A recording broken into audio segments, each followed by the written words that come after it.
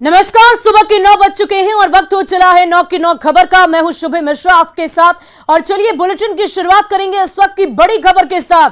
दिल्ली से, जहां एक ही परिवार के 4 लोगों का मर्डर हो गया है। घर के बेटे ने बाप, दादी और 2 बहनों को मौत के घाट उतार दिया। सभी का शव घर से बरामद किया गया। पुलिस हत्या के आरोपी को गिरफ्तार कर ली है और यह मामला दिल्ली के साउथ वेस्ट जिले के पालम इलाके का बताया जा रहा। फिलहाल पुलिस इस पूरे मामले की तहकीकात में जुटी हुई है। तो ये बड़ी जानकारी आपको दे रहे हैं। अभी श्रद्धा और आफ्ताब के मर्डर केस की मिस्ट्री सुलझी भी नहीं है कि ये दूसरा मर्डर केस जिसको लेकर एक बार फिर से दिल्ली से ये बड़ी जानकारी सामने आ रही है। एक घर में 4 शव बरामद किए गए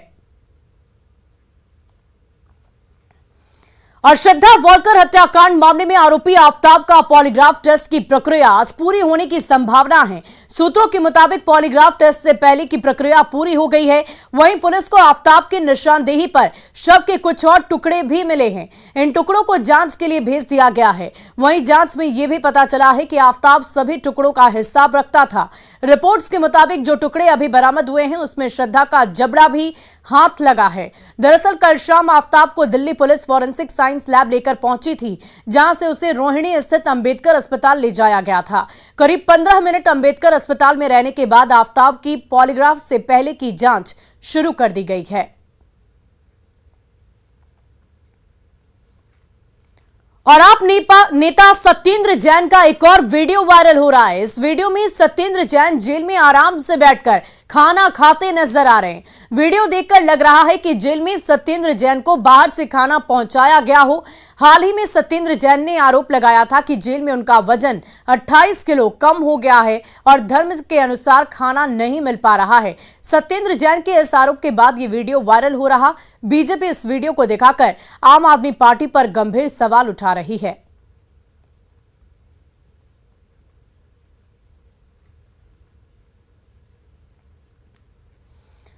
और इसी बीच बड़ी खबर आपको भोजपुर से बता दें, जहां एक पुलिसकर्मी पर रेप के गंभीर आरोप लगे हैं। मामला गढ़हनी थाने से जुड़ा है।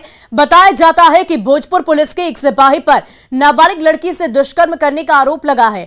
पीड़िता डांसर है और छत्तीसगढ़ की रहने वाली है। उसने जबरन उसके घर में घुसकर उसकी साथी डांसरों के साथ मारपीट करने और फिर कमरे में बंद कर एक सिपाही द्वारा उसके साथ रेप करने का आरोप लगाया है। फिलहाल पीड़िता खुद पर हुए अत्याचार के बाद न्याय के लिए दर-दर भटक रही है। वैसे प्रभारी गढ़हनी थाना प्रभारी नाम क्या है उनका? संतोष कुमार रजक। उनके साथ 4 सिपाही और एक लेडीज सिपाही थी। जब आए तो हम लोग के साथ लड़की निकल रही थी, तो जो लेडीज सिपाही थी वो इसको धर के ढकेल दे रही थी। ढकेल के उसमें हम लोग को बाहर निकाल दिया। निकाल कर वो एक सिपाही घुस कर उसमें अंदर से किली लगा दिया। सब लोग चला गया तो हम लोग आए, उधर से आए तो ये रो रही थी बैठ करके मेरे साथ। ऐसे किया, इसके साथ गलत भी किया क्या? गलत बलात्कार कर दिया। हमको इंसाफ चाहिए। क्या हमारे साथ हुआ है कल रात में, जो हमको इंसाफ चाहिए। मैंने क्या जो किया उसको कड़ी से कड़ी सजा मिले। कड़ी सजा दीजिए। और देखिए, राजधानी पटना में एक बार फिर से सेक्स रैकेट के बड़े धंधे का खुलासा हुआ है। पौष इलाके में सेक्स रैकेट के नेटवर्क का यह बड़ा खुलासा हुआ। पटना में एक संस्था और पुलिस ने मिलकर छापेमारी की, जिसमें 8 युवतियों को इस धंधे से मुक्त कराया गया। पुलिस ने होटल मैनेजर और सेक्स रैकेट के संचालक को गिरफ्तार किया है। पुलिस ने बताया कि लड़कियों को ऑर्केस्ट्रा और शादी समारोह में डांस के नाम पर लाया गया और उनसे ये गंदा काम करवाया जा रहा था। ग्राउंड जीरो से और अधिक जानकारी दे रहे हैं हमारे सहयोगी संजय कुमार। पटना पुलिस की एक विशेष टीम ने जक्कनपुर थाने की पुलिस के सहयोग से एक सेक्स रैकेट का खुलासा किया है। और तस्वीरों में देखिए, यहाँ पर होटल प्रांजल जो जक्कनपुर थाने के ठीक बगल में है, वहाँ पर रेड कंडक्ट किया गया है और कई लड़कियों को पकड़ा गया है, जो जक्कनपुर थाने की पुलिस है फिलहाल लेकर यहाँ से निकल रही है। और कई युवक भी यहाँ पर पकड़े गए हैं। किस तरह की कार्रवाई हुई है, जो पुलिस ऑफिसर हम उनसे भी जानकारी लेने की कोशिश करते हैं।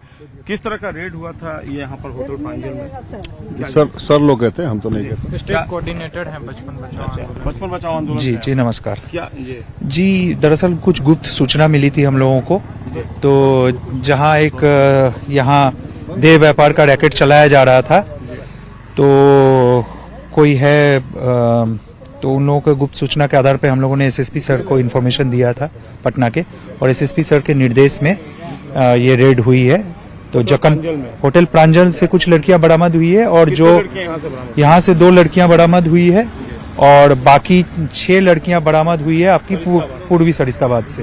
वो गर्दन वहीं पर इन सारे लड़कियों को वहीं पर किराए के घर पे रखा जाता था। अभी तक जो पता चला 1 माइनर है, बाकी 6 है मेजर और 1 है मेन एक्यूज्ड भी है। में कौन से लोग शामिल हैं जो इनसे? देखिए अभी इन्वेस्टिगेशन का पार्ट है इसमें, लेकिन 2 लोग हैं सरगना और कुछ होटल के मैनेजर्स हैं, उनको भी पकड़ा गया है होटल प्रांजल के, और 2 सरगना है। इन्फॉर्मेशन मिला है? हम लोगों को गुप्त सूचना मिली है क्योंकि हम लोगों का इस पे काम है, एंटी ह्यूमन ट्रैफिकिंग पे पूरे देश पे ही काम चल रही है। कहाँ से बिलोंग करते हैं? मैं बचपन बचाओ आंदोलन का स्टेट कोऑर्डिनेटर हूँ बिहार का जी, अरिजीत अधिकारी। और फिलहाल पुलिस टीम को आप देख रहे होंगे और युवतियों को देख रहे हैं, इनको ले जाया जा रहा है, इनको रेस्क्यू किया जा रहा है फिलहाल। और बचपन बचाओ आंदोलन को सूचना मिली और उसके बाद पटना एसएसपी एमएस ढिल्लो से उन्होंने कंसल्ट किया और एसएसपी के निर्देश पर यह पूरी कार्रवाई हुई, जिसमें जक्कनपुर थाने की पुलिस जो थी वो मौजूद थी इस एक्शन में। और सबसे बड़ी बात यही है कि सरिस्ताबाद, पूर्वी सरिस्ताबाद में भी ये सब कुछ चल रहा था और उसके बाद ये इस तरह की कार्रवाई।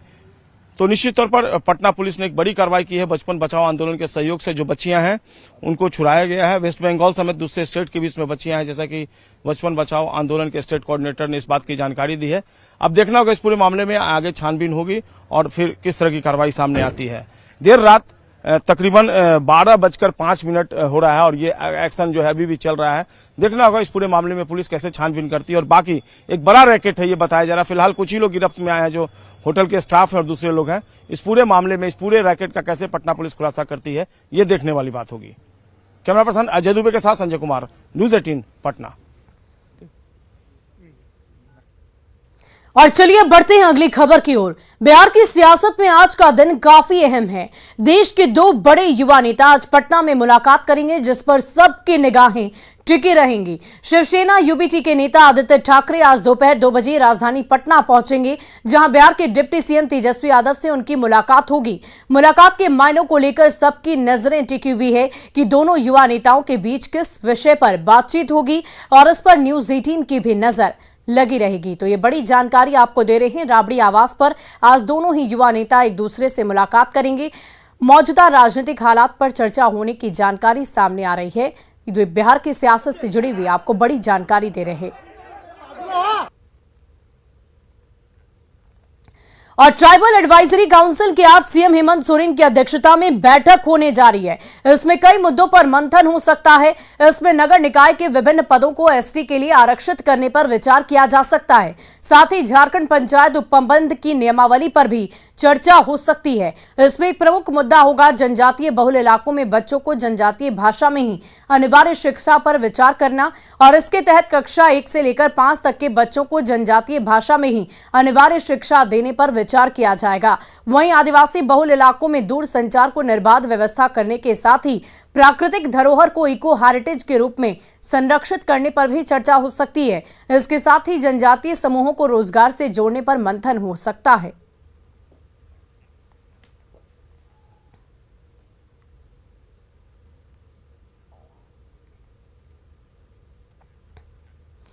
और देखिए, झारखंड के राज्यपाल रमेश बैस ने एक और बिल राज्य सरकार को वापस कर दिया। यह बिल है झारखंड उत्पाद संशोधन विधेयक 2022। झारखंड विधानसभा से पारित यह बिल कुछ दिन पहले ही मंजूरी के लिए राज्यपाल के पास भेजा गया था, पर राज्यपाल ने इस बिल के कई प्रावधानों पर सवाल उठाते हुए इसमें 8 संशोधन करने का सुझाव दिया है। झारखंड राजभवन अब तक 6 बिलों को राज्य सरकार को लौटा चुका है। इनमें मॉब लिंचिंग निवारण विधेयक, पश्चिम रघुनाथ मुर्मू जनजातीय यूनिवर्सिटी विधेयक, झारखंड वित्त विधेयक जैसे बिल शामिल हैं। तो अब तक कुल मिलाकर 8 बिल वापस किए जा चुके हैं और अब आगे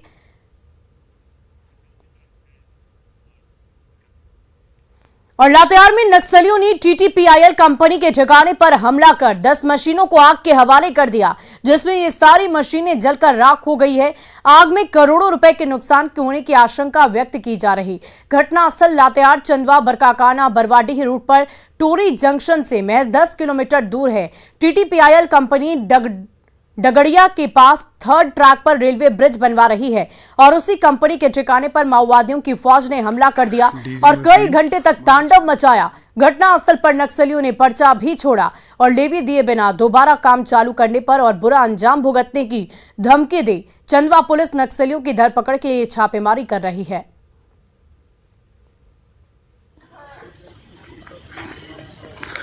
डीजी मशीन, मनोज का मशीन। वहीं हजारीबाग के स्वाधार गृह से 7 युवतियां भाग निकली है। गृह की अधीक्षक पूनम साहू ने लोहसिंघना थाने में एफआईआर दर्ज कराई। केंद्र सरकार की आर्थिक मदद से डीएसडब्ल्यू समर्पण संस्था ने ये स्वाधार गृह चलाती है, जिसमें 14 युवतियां रहती है और इनकी सुरक्षा में 3 महिलाएं तैनात रहती है। पर सोमवार की देर रात 1 बजे सुरक्षा में चूक का फायदा उठाकर 7 लड़कियां भाग निकली। लोहसिंघना पुलिस उनकी तलाश कर रही है, पर फरार लड़कियों में से एक मीडिया के सामने आई और स्वाधार गृह प्रबंधन पर परेशान करने का आरोप लगाया। वहाँ की मतलब मैडम का नाम नमिता था, वही मतलब बोल रही थी कि तुम लोग को दूसरा जगह शादी करवा देंगे और वहीं पे चली जाना, नहीं करेगी तो यहीं पे रहो, ना तुमको घर से बात करने के लिए देंगे ना किसी और से बात करने के लिए देंगे। कहाँ की ये घटना है? हजारीबाग की चौक, कल्लू चौक के। वो स्वाधार गृह अधीक्षक हैं, उनके द्वारा दिया गया है, लिखित आवेदन दिया गया है कि वहाँ पर जो देख रेख के लिए लड़कियाँ थीं उनको बंद करके ये लोग जो है 7 लड़की थी, जिसमें 3 नाबालिग हैं और फरार हो गई हैं।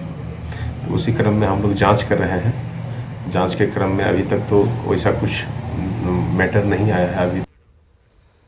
और इसी बीच बड़ी खबर नवादा से आपको बता दें, जहां 2 परिवारों के बीच भूमि विवाद में हिंसक झड़प हो गई। इस झड़प में दोनों पक्ष से 3 महिला कुल 8 लोग जख्मी हो गए। घटना पन्ना डाबर थाना क्षेत्र के हीरा कुरहा गांव की बताई जा रही। बताया जा रहा है कि हीरा कुरहा निवासी प्रवीण यादव का उनके ही परिवार से रास्ता बनाने को लेकर विवाद चल रहा था और इसी को लेकर दोनों पक्षों के बीच हिंसक झड़प हुई, जिसमें लाठी डंडे और लोहे के रॉड से मारपीट की गई। फिलहाल इस घटना की जानकारी स्थानीय पुलिस को दे दी गई है।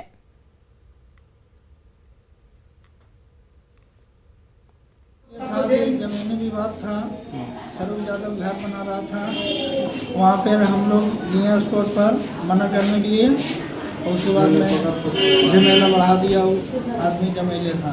क्या मांग रहा, क्या बोल रहा था वो लोग? वो बोल रहा था कि जमीन जबरदस्ती लेंगे, जबरदस्ती जमीन हम लेंगे। और अगली खबर समस्तीपुर से, जहां सदर अनुमंडल क्षेत्र के चकमहेसी थाना इलाके में बंजारा समुदाय के नाबालिग लड़की से हुए दुष्कर्म मामले में पुलिस ने खुलासा करने का दावा किया है। इस मामले में पुलिस ने कार्रवाई करते हुए एक आरोपी को असम से गिरफ्तार कर लिया।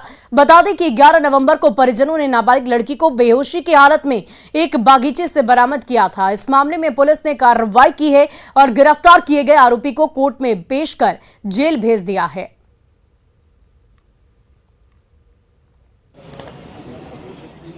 यह व्यक्ति घटना जो कि 11 तारीख की थी, उसके बाद से असम के लिए निकल गया था। हम लोगों ने तत्काल एक टीम वहां पे रवाना कर दी और असम से इसको गिरफ्तार करके आज यहाँ पे लेके आए हैं। इसने घटना में अपनी संलिप्तता स्वीकार की है। और गोपालगंज में उत्पाद विभाग ने नोडल छापेमारी अभियान चलाकर 90 लोगों को गिरफ्तार किया। इनमें 74 शराबी, 16 शराब तस्कर शामिल है। साथ ही बाइक, स्कूटी, कार समेत कई गाड़ियां और देसी विदेशी शराब भी जब्त की गई है। गिरफ्तार लोगों में अधिकांश ने बताया कि वे शादी समारोह में शामिल होने के लिए यूपी गए थे, जहां शराब पार्टी की लौटने के दौरान नशे की हालत में पाए गए। उत्पाद अधीक्षक ने बताया कि शराब तस्करी को रोकने के लिए यूपी के सीमावर्ती इलाकों में 7 चेकपोस्ट बनाए गए हैं। सभी आरोपियों पर उत्पाद विभाग अधिनियम के तहत कार्रवाई की जा रही है। पोस्ट पे 6 हम लोग का नया चेक पोस्ट खुला है, एक्साइज का, और एक बलथरी है। इस पर नियमित रूप से वाहनों की और लोगों की भी जांच ब्रेथ एनालाइजर से की जा रही है कि वो शराब का सेवन न करें और न ही शराब लेकर बिहार की सीमा में घुसे।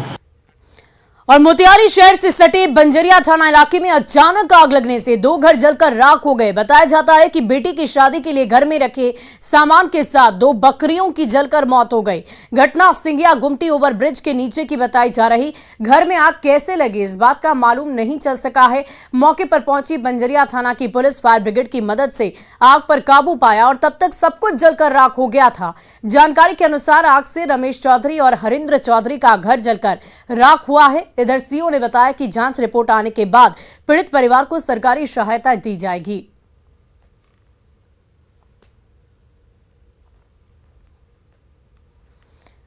और इस बीच खगड़िया से आपको बड़ी खबर बता दें, जहां बेलदौर थाना क्षेत्र के 85 गांव से सटे भगवती मंदिर परिसर में बने स्टोर रूम में आग लग गई। आगलगी में हजारों के नुकसान का अनुमान लगाया जा रहा। आप खुद देख सकते हैं किस तरह से ये पूरा स्टोर रूम धू कर जलकर राख हो गया है। स्थानीय लोगों ने काफी कड़ी मशक्कत के बाद आग पर काबू पाया। ग्रामीणों की माने तो भगवती मंदिर के जिस जगह पर स्टोर रूम बना हुआ था उस जमीन पर सालों से विवाद चल रहा था और ऐसे में आशंका ये जताई जा रही कि किसी विवाद के कारण असामाजिक तत्वों ने स्टोर रूम में आग लगा दी।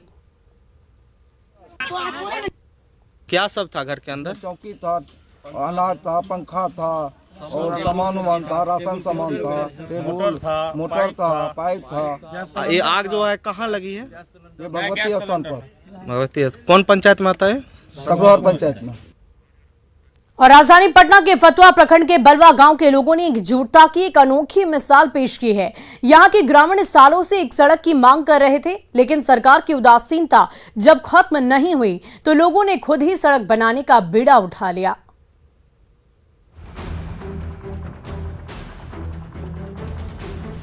इंसान के शब्दकोश में असंभव जैसा कोई शब्द नहीं होता, बस संकल्प की शक्ति मजबूत होनी चाहिए।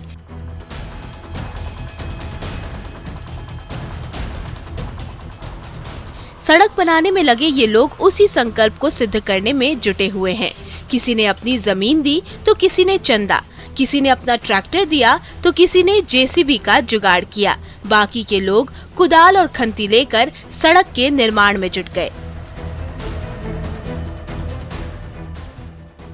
हम लोग को उधर दूरी पड़ता है 8-10 किलोमीटर, इसमें 4 लाइन में हम लोग पकड़ने में 2 किलोमीटर 2.5 किलोमीटर पड़ता है। इस चलते हम लोग देखें गए थे रविशंकर बाबू के यहाँ, विधायक कई एक बार दिए, लेटर लिख के दिए हैं।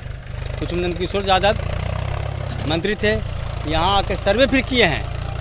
सर्वे करने के बाद है SDO सब आए, सर्वे किए हैं, लेकिन कोई इस पर निदान नहीं हुआ। अंत में हम सोच लिया इन लोग नहीं करके हम लोग श्रमदान से अटेंडेंस सोच करके यही 81 दिन 4/11 को शिलान्यास कर दिया। फतुहा प्रखंड के सुदूर गांव बलवा में घनी आबादी बसती है। इस गांव से NH30 4 लेन पर जाने की दूरी मात्र 2.5 किलोमीटर है, लेकिन सड़क न होने की वजह से यहां के लोगों को 10 किलोमीटर की लंबी दूरी तय करनी पड़ती है। सबसे अधिक परेशानी का सामना तो तब करना पड़ता है जब गांव का कोई व्यक्ति गंभीर रूप से बीमार पड़ जाता है। ऐसी स्थिति में मरीज को अस्पताल तक पहुंचाने में भारी फजीहत होती है। कई बार तो बीच रास्ते में ही मरीज की मौत तक हो जाती है। पहले बहुत परेशानी होती थी, बहुत सा लोग दम तोड़ देते थे, रास्ते में दूर जाना पड़ता था। अगर ज़्यादा एक्टिव रोग है तो नहीं कोई अस्पताल न कुछ है, अस्पताल की दूरी बहुत दूर पर है, इसलिए बहुत लोग रास्ते में ही दम तोड़ देते बना देते हैं, तो बहुत गरीब गुरबा को फायदा होता है।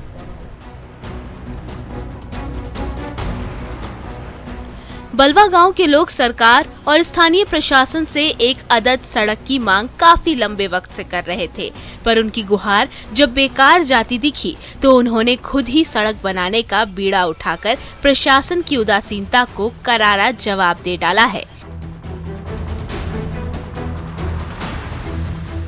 न्यूज़ 18 के लिए पटना सिटी से मनोज सिन्हा की रिपोर्ट।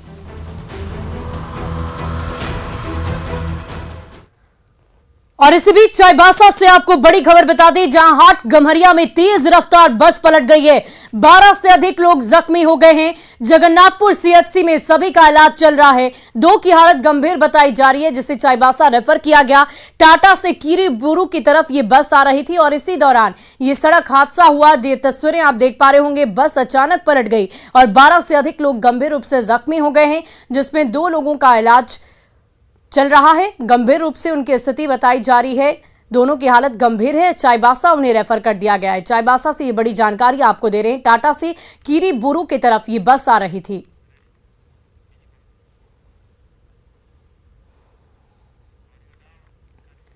और लखीसराय में खाद की कमी से किसान बेहद परेशान हैं। सुबह से ही किसान बिस्कुमान के बाहर कतारबद्ध रहते हैं, लेकिन इसके बावजूद भी उन्हें निराश होकर ही घर लौटना पड़ता है। किसानों का कहना है कि बिस्कुमान से नैनो खाद दिया जा रहा, जो फसल के लिए बिल्कुल भी ठीक नहीं है। बिस्कुमान के मैनेजर ने बताया कि खाद की सप्लाई मांग से कम हो रही है और इस वजह से थोड़ी परेशानी बढ़ गई है।